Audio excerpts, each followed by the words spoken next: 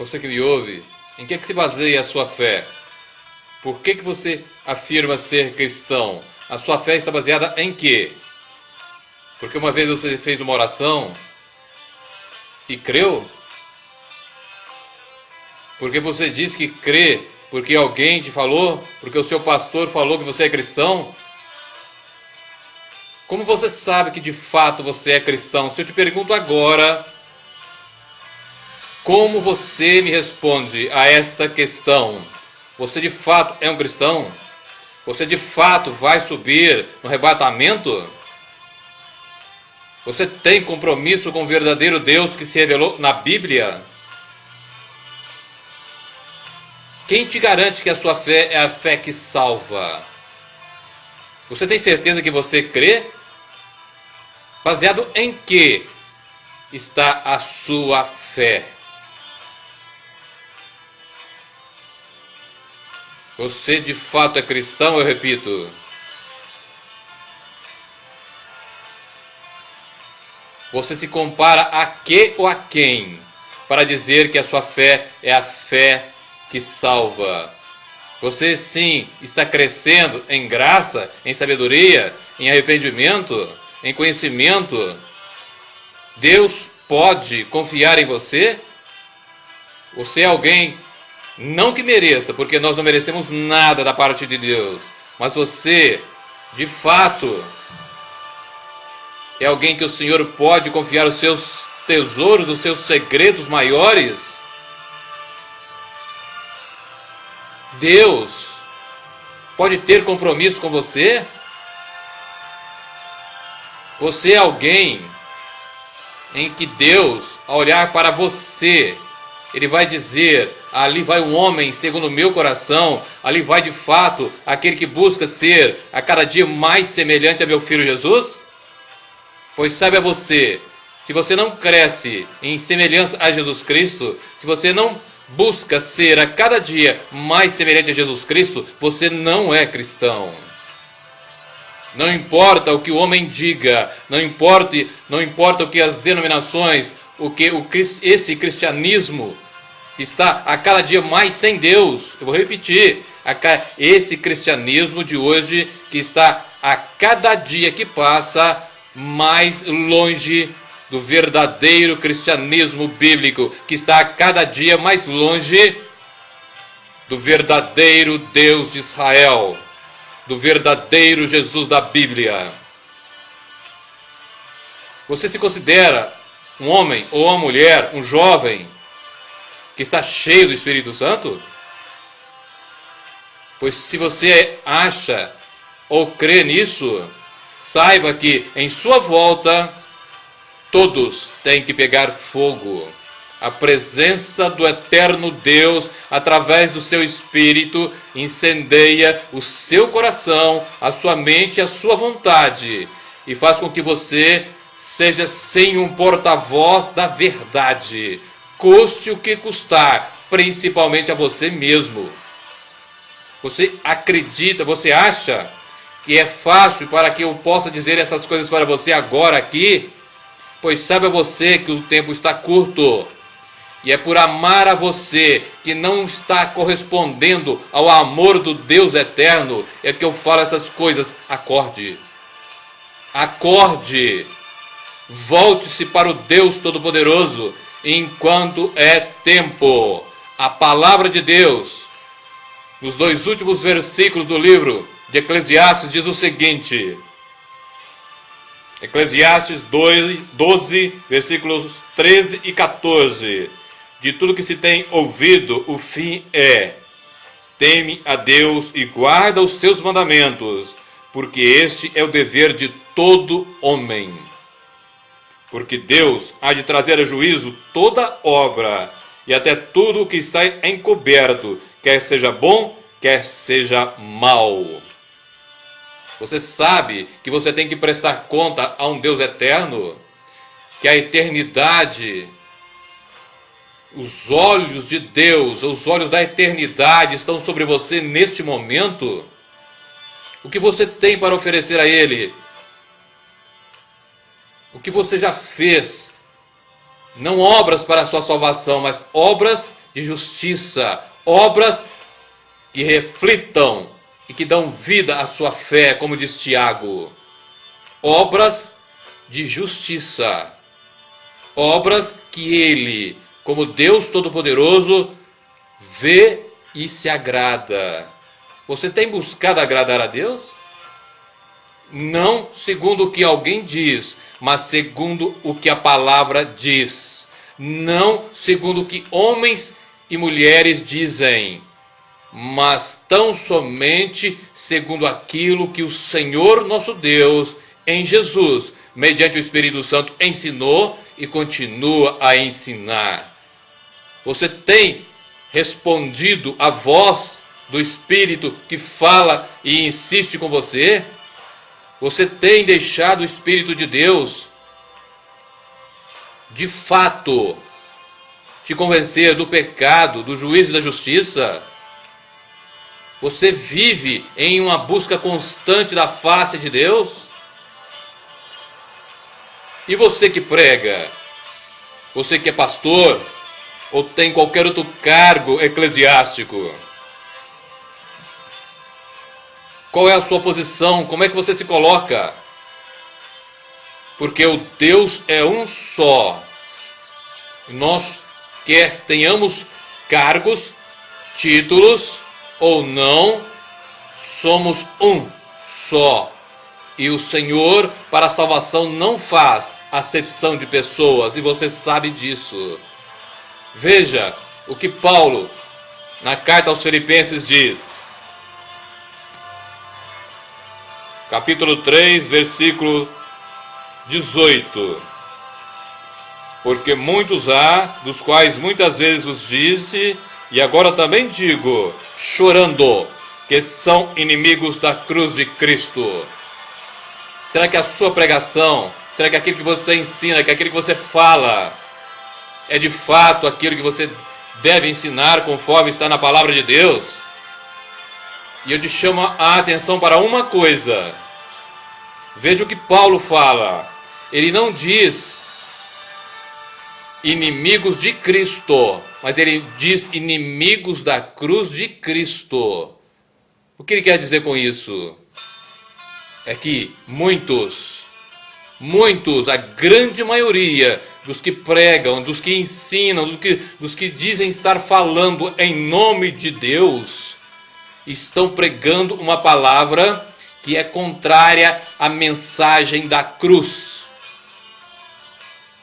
Se dizem cristãos, não são inimigos de Cristo, mas são inimigos da cruz de Cristo, são inimigos da mensagem da cruz, são inimigos, portanto, do verdadeiro evangelho de Jesus.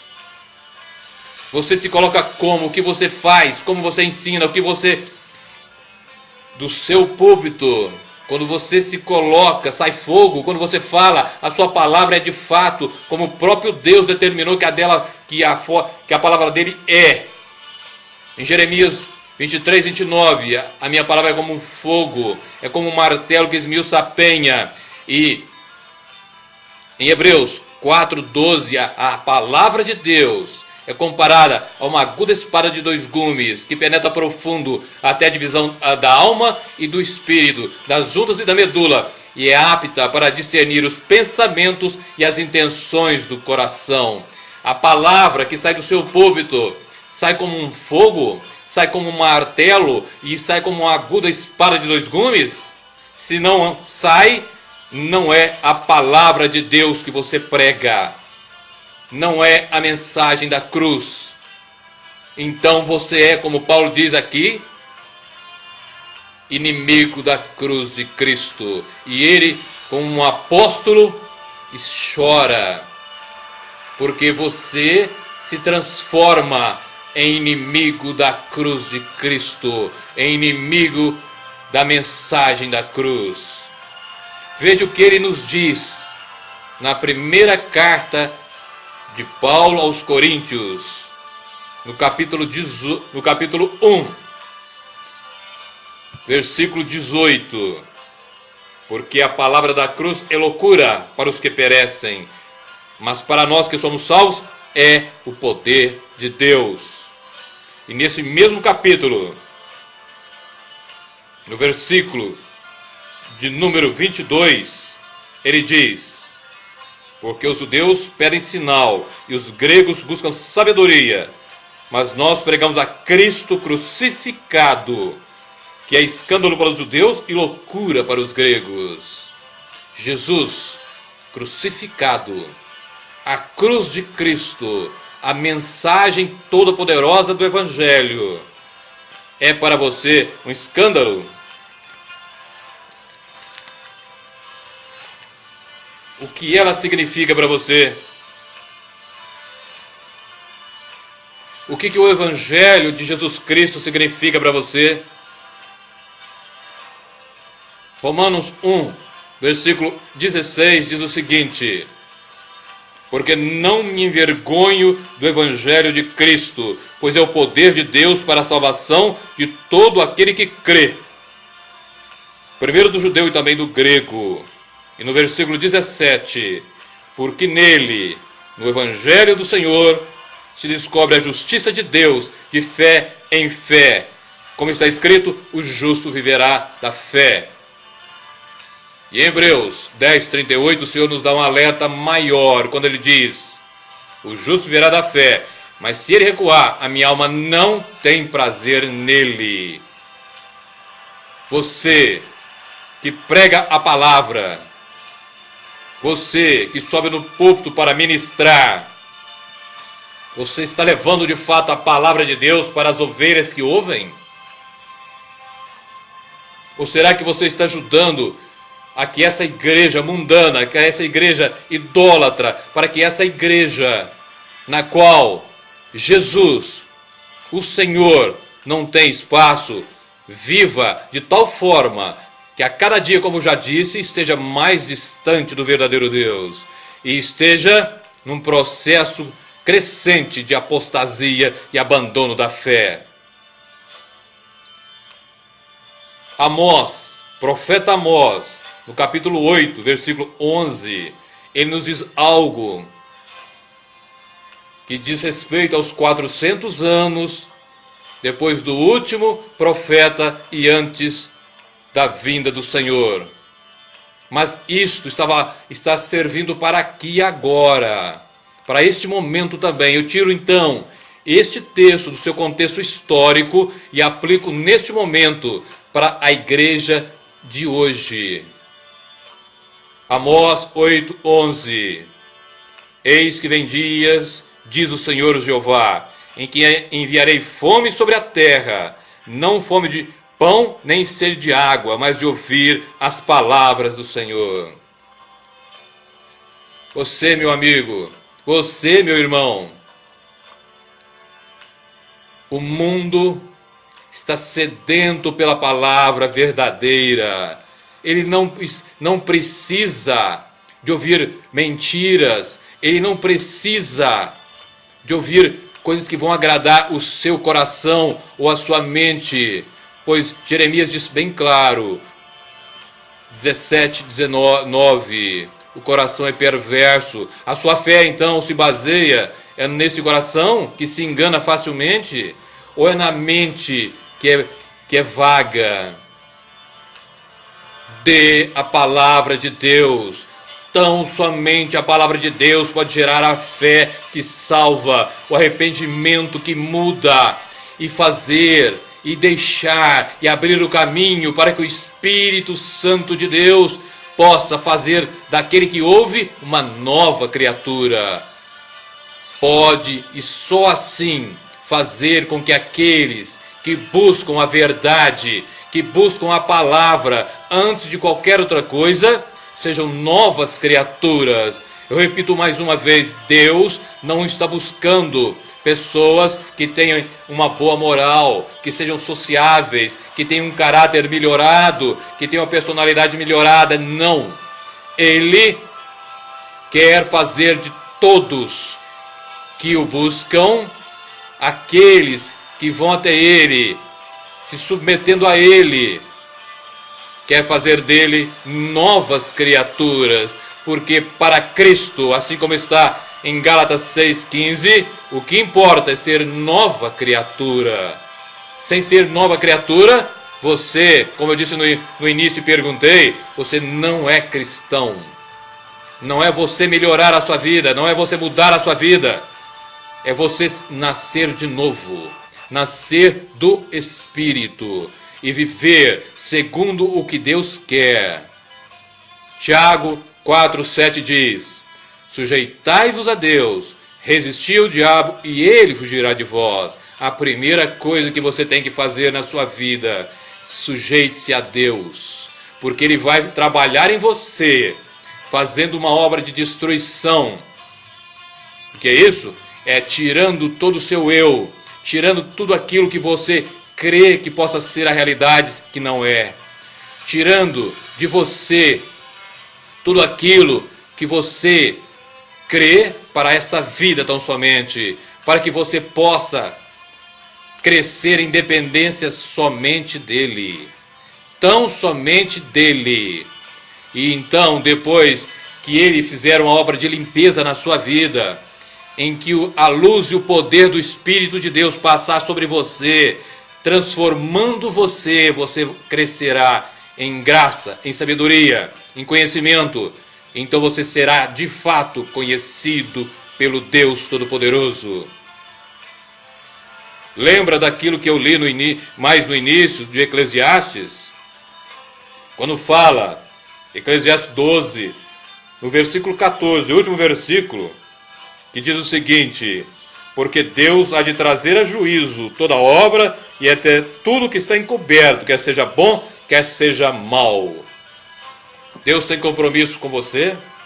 Deus tem a obrigação de levar você para o céu? Não. Ele já deu o seu Filho Jesus.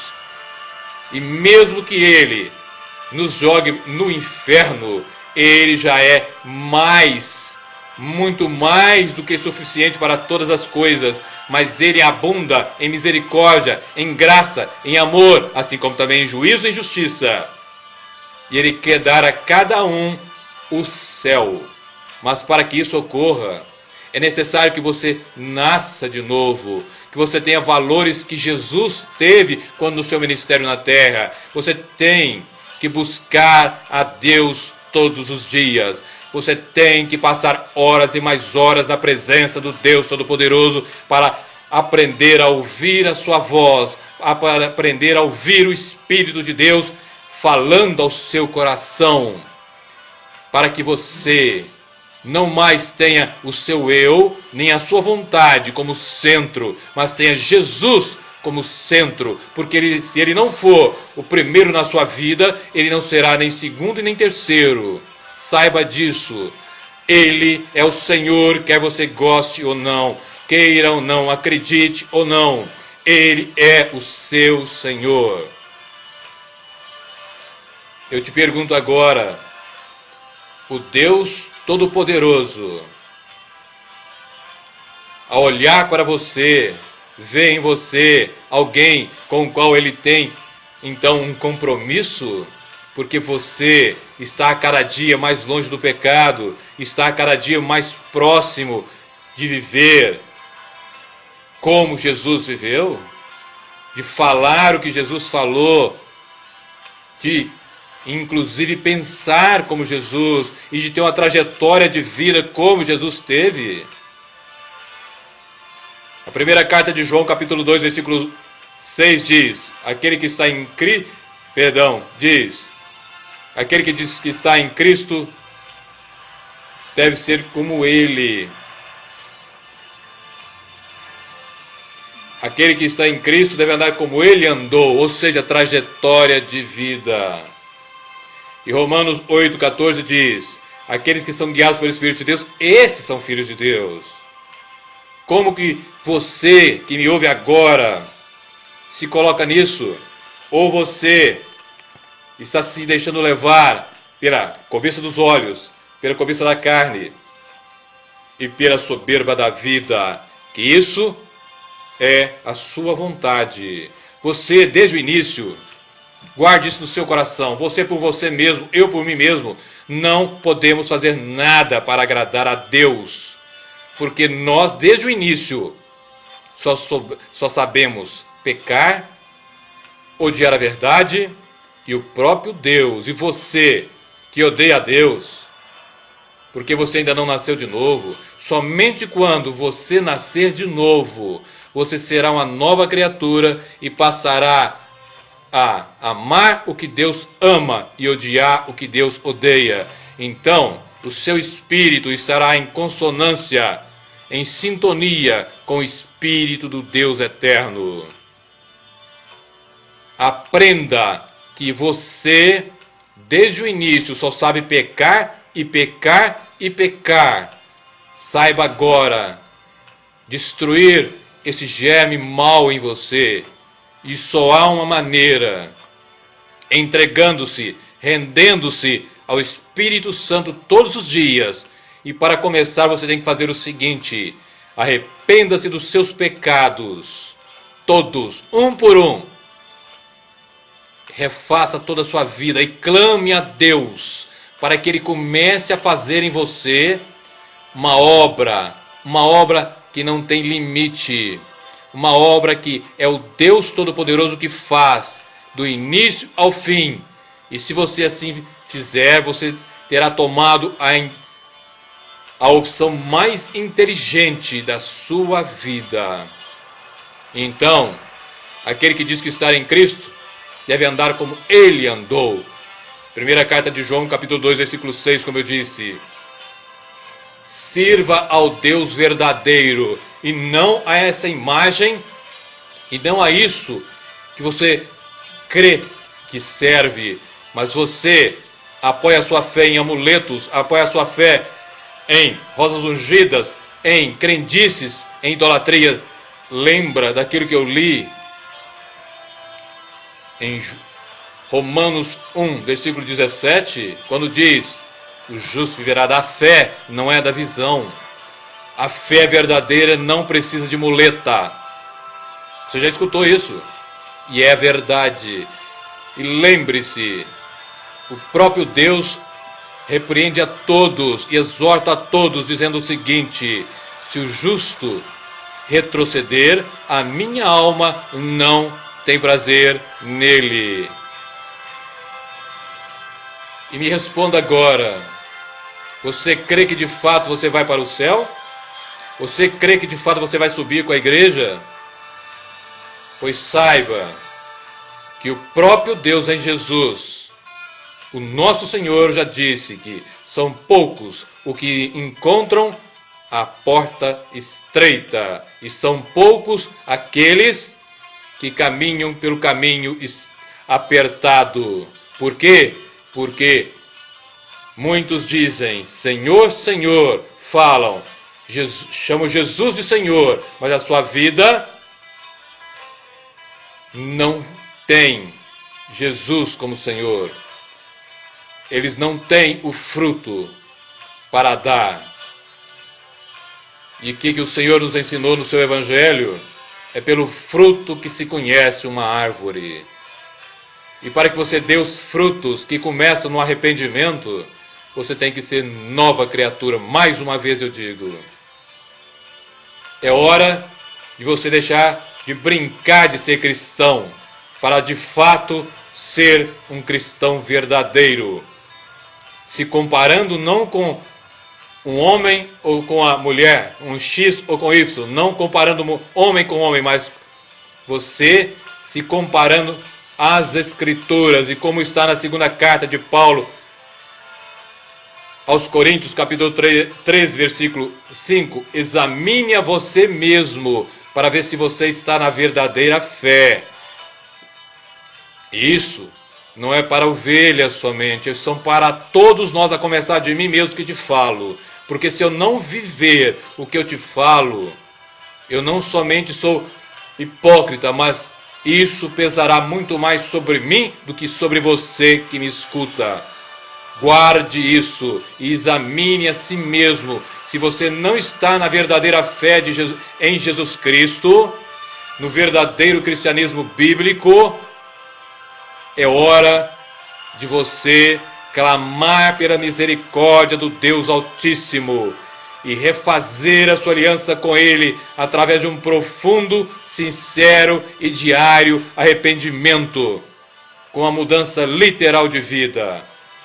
Faça isso, porque o Deus Todo-Poderoso te quer, mas Ele não quebrará você, não obrigará você a tomar uma decisão, porque o Espírito de Deus está aqui para convencer o mundo do pecado, do juízo e da justiça. Mas os primeiros que precisam ser convencidos são aqueles que se dizem cristãos, mas na realidade não são.